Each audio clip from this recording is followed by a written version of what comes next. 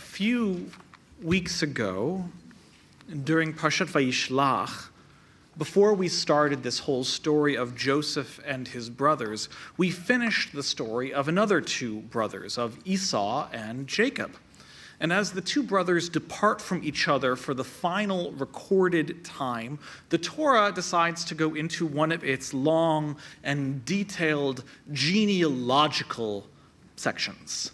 And this one was born from this one, and this is the name of this one, who was the son of so-and-so and so-and-so. And this is the moment when the vast majority of people, if they are listening, begin to tune out. And if you are reading, you turn the page to the next chapter where something begins to happen. Which is a shame, because hidden in this genealogical record is a one-off grammatical phrase which actually creates a vital theological stance. Vayikach Esav, and Esau took et nashav, his wives, ve'et banav, and his sons, ve'et banotav, and his daughters, ve'et kol nifashot beito, and every single soul of his house, or all of his followers.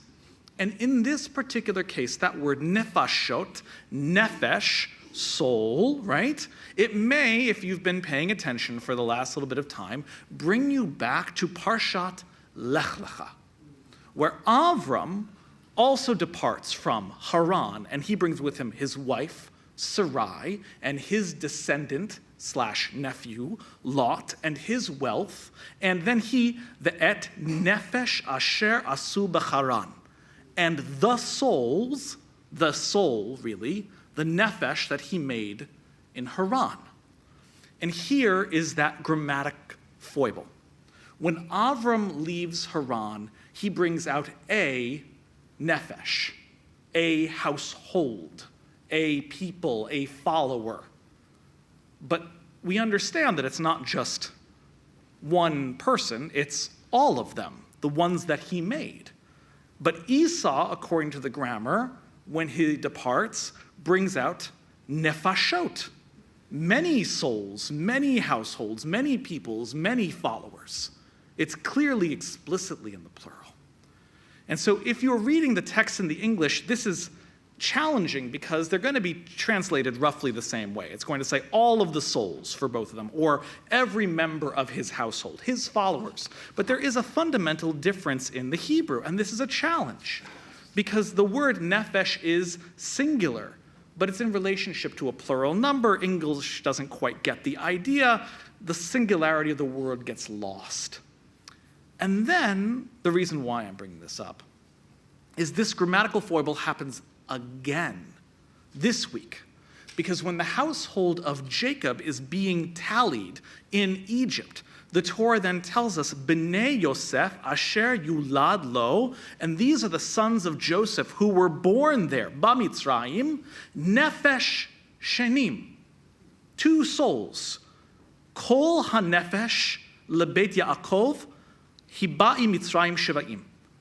All of the soul that was brought to Egypt, that was part of the house of Jacob, was 70 people.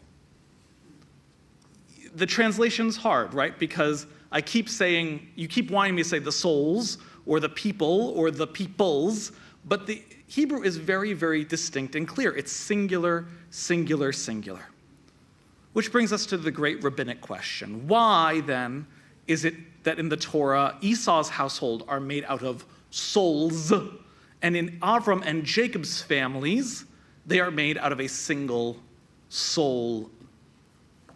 And this is the opinion of the Divrei Shaul, that this is actually a statement about what it means to be a Jew. This is a statement about what it means to be part of the Jewish people. He teaches that Jews need groups for spiritual things. We need at least 3 to recite Birkat Hamazon. We need at least 10 for prayer, and many more. And what he's doing here is a very high-level theological lift. He's arguing that we are actually communal souls. We cannot be our full Jewish selves in a vacuum, in a singular, in a loneliness. We need kahila. We need others. And not just want others, we need them because we can't do our rituals, we can't create our spirituality, we can't connect with God without the other souls that make up our communal soul. In this matter of connectedness and collective responsibility, it is written soul. For the Jewish people, a single solitary soul was made. We are a nefesh. No matter how many numbers follow that, there is a singular soul, which is us. And I'm thinking about this teaching a lot right now because in just over 24 hours, I will be departing for Israel for a little bit more than a week. And I was awarded a fellowship, which is bringing me and around 20 other young Reform Zionist rabbis to Israel. And Rabbi Zachary Goodman will be my roommate, to meet with politicians and thought leaders and religious leaders and journalists and more. I'm going to be spending my next Shabbat with our MP, Rabbi Gilad Kariv, the first Reform rabbi to be elected to Knesset.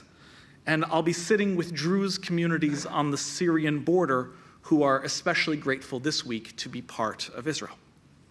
And of course, we'll be visiting the new memorials, the ones I haven't had the chance to see yet, the scars of October 7th and the war with Lebanon. And you will no doubt hear more about my trip when I get back, but I wanted to share with you a little bit about where my heart is right now before I go, because I'm asking myself this question a lot right now. What does it mean to visit Israel now? Not in November of 2023, like Rabbi Splansky did. When she came back, she described it almost like making a national Shiva call, when our people are still fresh in their mourning. And it's not visiting months later like Rabbi McCarroll did when she went on a solidarity mission in March with the World Union for Progressive Judaism, nor, as many did this last October, to be present during our first national commemoration of October 7th.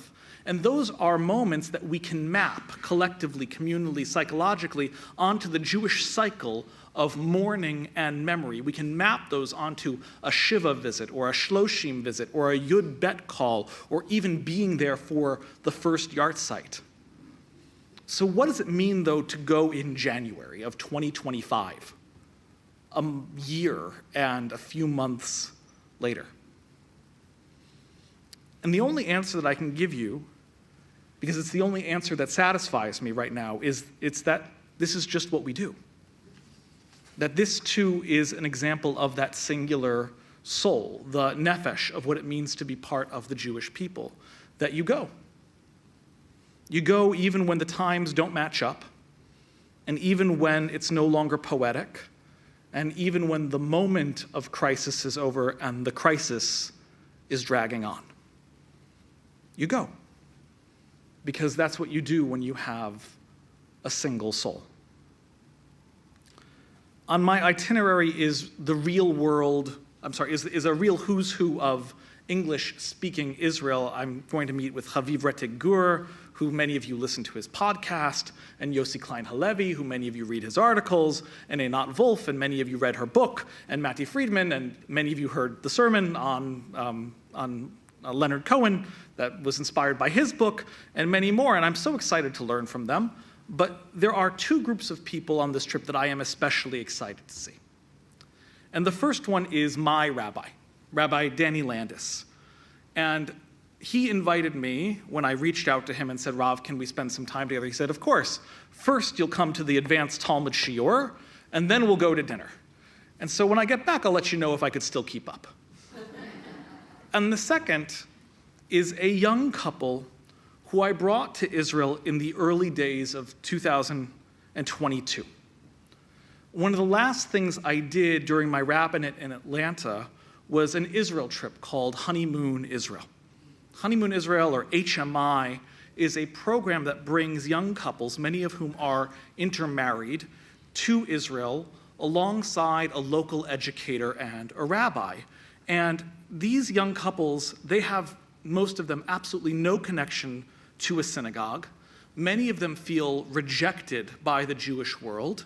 And they connect both with each other and with these other people who are at this similar age and stage in Israel. They form life connections, they form tethers, they meet and hear from a rabbi and an educator who support them, and they bring those relationships back to their home communities, and they cause these little Chavara-style pods. It's a really incredible program in the States and in Montreal as well, and I know that it changes lives. And I know that it changes lives because my brother-in-law and my sister went on it. They were in one of the inaugural groups.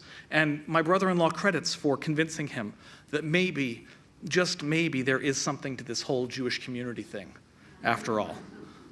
And I met with many special couples on the trips that I did with HMI. But there was something specifically about this couple that really stood out. And I could tell that something was going on with them. Not just with the fancy trip, and the really fun people, and the really good food. There was something going on with them and Israel. And a few days ago, I saw a photo of them, and they were standing at the kotel. And I didn't recognize the photo. And it took me a full minute to realize that this was not them reposting 3 years later a picture of them at the kotel from our trip. They were back in Israel. That they made the effort to go back all entirely on their own. And God works in mysterious ways. So almost 3 years to the day since we were there together last time, I'll be meeting them in the early morning in Tel Aviv for a coffee. My first few days are their last few days, and we will reconnect where it all began. And that's also one of these extraordinary, beautiful, single soul kind of moments. And the final single soul moment I really want to talk about this evening is actually really truly just a thank you to the good people of this community of our synagogue. Many of you sent me gifts to bring to Israel, and I'm excited and happy to be your courier. It's going to be my pleasure to deliver both Holy Blossom favorites like gifts from the Women of Holy Blossom gift shop, as well as some hand-knitted sweaters and some craft kits and some Lego sets and many more. But that single soulness, that concern for Jews that you have never met and you never will meet and you don't know who I'm going to give them to, but you gave these things to me to give away anyways, is not just limited to my journey and to me going there. It also comes full circle. Because over the last month, I have received multiple anonymous packages filled with warm clothing and jackets and winter boots and more to help fulfill our Winter 5 drive. The drive that's going on downstairs right now that we are hosting for Israeli newcomers to Canada. Israelis who have left Israel and are now living in Canada. And volunteers who work with the drive have already cleared out the Janice Rotman Tzedakah Center twice because it was overflowing with donations. And our community has been overwhelmingly generous, and I am not in the least bit surprised by that. But I do want to thank you for that element of just sheer support and singularness of the soul. And I say thank you because when you think about it for a little while, I don't actually think that it's a particularly, big secret. I don't think it's a grand revelation, this idea that we are together, that we have to take care of each other, that we need each other, that we need to look out for each other, that we are in this together. I think we all know that fundamentally, but I want to lift up this as the last thought before we say Shabbat Shalom, which is that to be a Jew is not just to experience that.